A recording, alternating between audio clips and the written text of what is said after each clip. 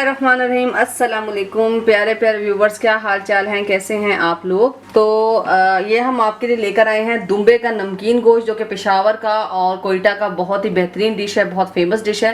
तो इसके लिए सबसे ज़रूरी चीज़ क्या है? सबसे ज़रूरी चीज़ होती है दुम्बे का गोश्त। लेकिन अगर आपके पास दुम्बे का गोश्त नहीं है तो आप बकरे का भी यूज़ कर सकते हैं और गाय का भी यूज़ कर सकते हैं। तो हम बना रहे हैं नमकीन गोश्त, और इसके लिए साफ जो चीज़ सबसे ज़रूरी इनका जो है वो है चर्बी, और वो भी चक्री की। तो जो दुम्बे की बैक साइड पर चर्बी का होता है उसमें से ये लिया जाता है, जिससे ये ख़ास डिश बनती है।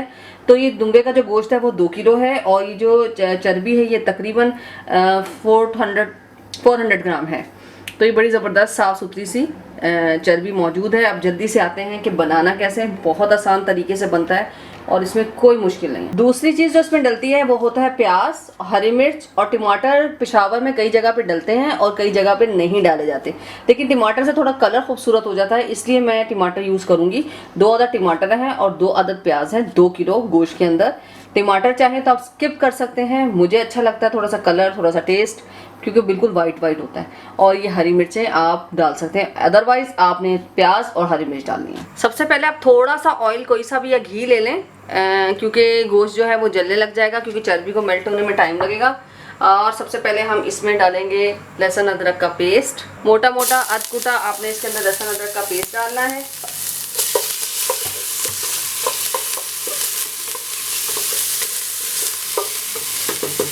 और साथ ही हम इसमें शामिल कर देंगे गोश्त। बिस्मिल्लाह। और इसकी करेंगे भुनाई।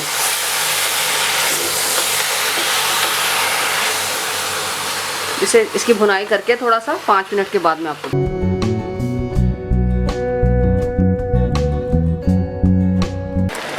आप देख सकते हैं कि तकरीबन इसका जो पानी है वो ड्राई होने वाला है।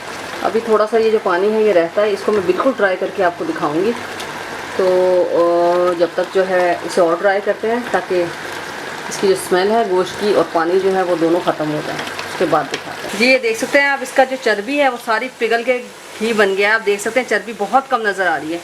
तो ये जो चर्बी होती है ये मेल्ट होकर घी का काम ही करती है। थोड़ा सा ऑयल मैंने शुरू में इसलिए दिया था ताकि गोश्त एकदम नीचे लग ना जाए, जब तक इसकी चर्बी पिघल के इसका ऑयल नहीं बन जाता। तो ये अच्छे तरीके से ऑयल बाहर हो चुका है, इसकी भुनाई हो चुकी है। और अब हम इसमें डालेंगे तमाम चीज़ें। इसमें नमक, सिर्फ एक मसाला नमक जाएगा, 1 टीस्पून बहुत होता है। गोश्त में अपना भी एक नमक होता है, तभी अगर आप फीका भी बॉईल करें तो उसमें टेस्ट आता है। इसके अलावा हम इसमें शामिल कर देंगे प्याज, टमाटर और हरी मिर्चें। कर देंगे प्याज, टमाटर और हरी मिर्चें के बाद। और अब इसे हल्का सा और भूनते हैं और इसे प्रेशर कुकर लगा देते हैं 25 मिनट के लिए। आप देख सकते हैं कि यहाँ पर 25 ऑयल आना शुरू हो सकते हैं कि अब आपको भुनाई की मज़ीद ज़रूरत नहीं है। अभी टमाटर, प्याज और जो हरी मिर्चें हैं ये इसके साथ प्रेशर कुकर में 25 मिनट पकेंगी। इसके अलावा इसमें कोई मसाला नहीं डलेगा। खुशबू के लिए थोड़ा खड़ा मसाला, बड़ी इलायची और थोड़ा सा डाल लें, वो भी फ्लेवर के लिए।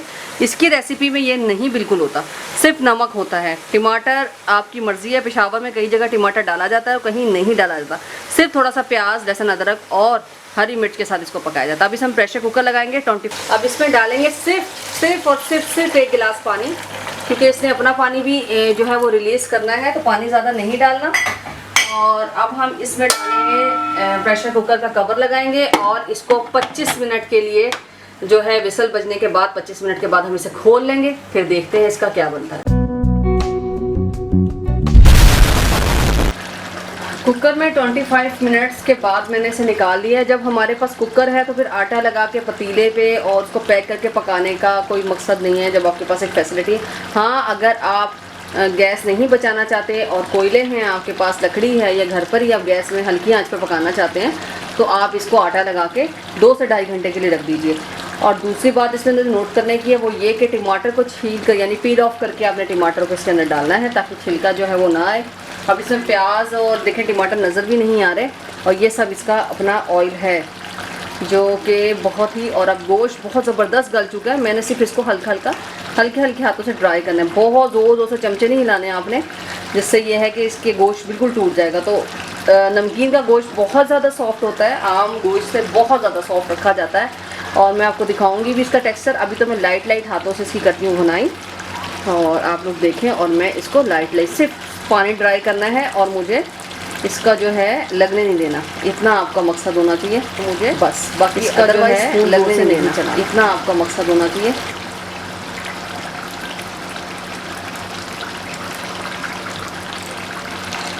थोड़ा सा पानी रह गया इसके अंदर और बाकी सब चर्बी जो है वो मेल्ट हो गई, कहीं कहीं थोड़ी थोड़ी सी चर्बी रह गई। कितने बड़े बड़े पीस मैंने आपके सामने डाले थे। तो इसका जो असल टेस्ट है वो इसकी चर्बी का ही आता है। और जब आप टिक्के भी खाते हैं तो उसका भी चर्बी का ही ज़्यादा फ्लेवर होता है। अगर आपने कभी इजिप्शियन फूड या जो है टर्की के फूड्स खाए हों, उसमें भी ये लोग मिर्च नहीं खाते, सिर्फ सॉल्ट का फ्लेवर होता है। तो अगर हम लोग को लगता है कि बग़ैर मसालों के खाना अच्छा पक ही नहीं सकता, तो कभी आप लोग ये खाने खाएँ तो आप मेरा ख्याल है मिर्च मसाले छोड़ देंगे। तो इसमें सिर्फ गोश्त का फ्लेवर होता है और सॉल्ट का फ्लेवर होता है।